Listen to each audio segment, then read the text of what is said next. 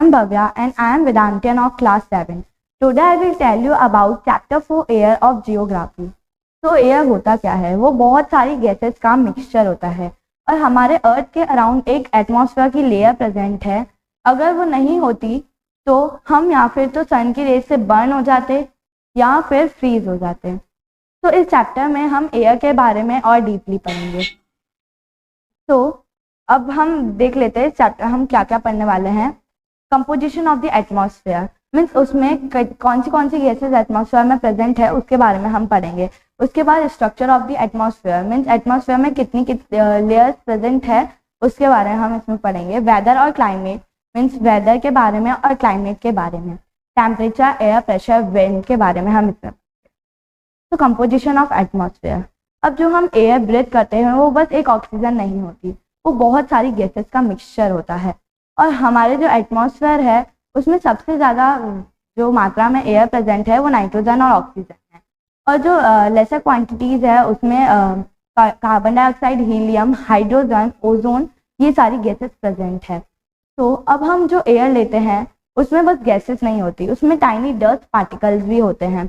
जो हमारे नोज में हेयर्स प्रेजेंट होते हैं वो इसे सही करते हैं। देन जो नाइट्रोजन है वो एयर में सबसे ज़्यादा प्लेंटीफुल गैस होती है। प्लांट्स को अपने सर्वाइवल के लिए वो बहुत ज़रूरी होती है। अब प्लांट्स डायरेक्टली तो नहीं ले सकते, तो वो क्या करते हैं, उनके जो रूट्स या फिर सॉइल में जो बैक्टीरिया प्रेजेंट होते हैं वो एयर से नाइट्रोजन ट्रैप करते हैं, देन प्लांट्स को उनको मिलती है। अब कंपोजिशन ऑफ एटमॉस्फेयर में दो गैसेस और है, ऑक्सीजन और कार्बन डाइऑक्साइड के बारे में अपन पढ़ेंगे। ऑक्सीजन है सेकेंड प्लेंटीफुल गैस होती है और हमारे सर्वाइवल के लिए, ह्यूमंस और एनिमल्स के सर्वाइवल के लिए वो बहुत ज़रूरी होती है। ग्रीन प्लांट्स जो होते हैं ऑक्सीजन को एक्सेल करते हैं कब, फोटोसिंथेसिस के टाइम। अब कार्बन डाइऑक्साइड जो होती है वो एक इम्पॉर्टेंट गैस होती है। ग्रीन प्लांट्स जो होते हैं वो कार्बन डाइऑक्साइड लेते हैं और हम ह्यूमंस और एनिमल्स जो है कार्बन डाइऑक्साइड को एक्सेल करते हैं। तो अब अपन एटमॉस्फेयर के स्ट्रक्चर के बारे में पढ़ेंगे। एटमॉस्फेयर जो होता है वो 5 लेयर्स में डिवाइडेड होता है, ट्रोपोस्फेयर, स्ट्रेटोस्फेयर, मेसोस्फेयर, थर्मोस्फेयर और एक्सोस्फेयर। तो पहले हम ट्रोपोस्फेयर के बारे में पढ़ते हैं। ट्रोपोस्फेयर जो होती है बहुत इंपॉर्टेंट लेयर होती है एटमॉस्फेयर की, और इसकी अगर हम हाइट के बारे में बात करें तो ये 13 किलोमीटर तक एक्सटेंड होती है। अब जो हम एयर ब्रीथ करते हैं वो सारी इस यहाँ पर होती हैं, और weather phenomena like rainfall, hailstorm, fog जो होते हैं वो यहाँ पर होते हैं। अब स्ट्रेटोस्फेयर की बात करते हैं। ट्रोपोस्फेयर के अबव स्ट्रेटोस्फेयर होता है। अब ट्रोपोस्फेयर खत्म हुआ, स्ट्रेटोस्फेयर स्टार्ट हुआ, तो उनके बीच के जो पॉइंट है उसको हम ट्रोपोस्फेयर बोलेंगे। अब ये जो स्ट्रेटोस्फेयर होती है उसकी हाइट के बारे में बात करें तो 50 किलोमीटर तक होती है। अब ये जो लेयर होती है उसमें क्लाउड्स नहीं होते हैं, तो एरोप्लेन यहाँ पे फ्लाई करते हैं, और इसमें एक ओजोन लेयर होती है जो हमको सनरेज से बचाती है। अब हम मेसोस्फेयर की बात करते हैं। ये जो है वो एटमॉस्फेयर की 3rd लेयर होती है। अब ये स्ट्रेटोस्फेयर के ऊपर लाया करती है, तो इन दोनों के मिड के पॉइंट को हम स्ट्रेटोस्फेयर बोलेंगे। अब इसकी हाइट के बारे में बात करें तो 80 किलोमीटर तक होती है। यहाँ पे जो मेट्रोइड्स होते हैं वो यहाँ पे बर्न हो जाते हैं, वो स्पेस से जो भी पार्टिकल्स होते हैं वो यहाँ पे आके बर्न हो जाते हैं। अब थर्मोस्फेयर की बात करते हैं। अब थर्मोस्फेयर जो होता है उसका टेम्परेचर कभी कम हो जाता है, कभी ज़्यादा हो जाता है, और उसकी हाइट भी इंक्रीज हो जाती है।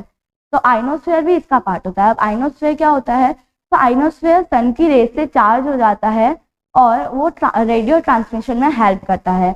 और ये जो इसकी हाइट जो मैंने बताया कि इंक्रीज होती रहती है, कभी डिक्रीज होती है, तो इसकी हाइट 80 से 400 किलोमीटर तक एक्सटेंड होती है इनके बीच में।